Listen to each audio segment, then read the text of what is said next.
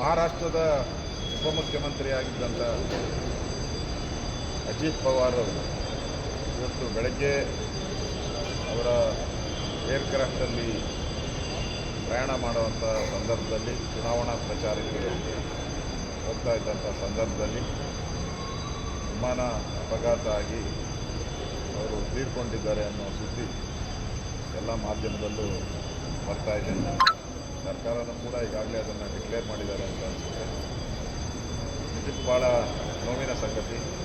BJP ಸರ್ಕಾರದಲ್ಲಿ ಉಪಮುಖ್ಯಮಂತ್ರಿಗಳಾಗಿ ಮಹಾರಾಷ್ಟ್ರದಲ್ಲಿ BJP ಸರ್ಕಾರ ಬರೋಕ್ಕೆ ಕಾರಣಕರ್ತರಾಗಿದ್ದಂಥ ಮತ್ತು ಪ್ರಭಾವಿ ನಾಯಕರಾಗಿ ಹೊರಹೊಮ್ಮಿದಂಥ ಮತ್ತು BJPಯ ಈ ಒಂದು NDA ಪಾರ್ಟ್ನರ್ ಆಗಿ ಇದ್ದಂಥ ಅಜಿತ್ ಪವಾರ್ ಅವರು ತೀರ್ಕೊಂಡಿರುವಂಥದ್ದು ಭಾಳ ನೋವಿನ ಸಂಗತಿ.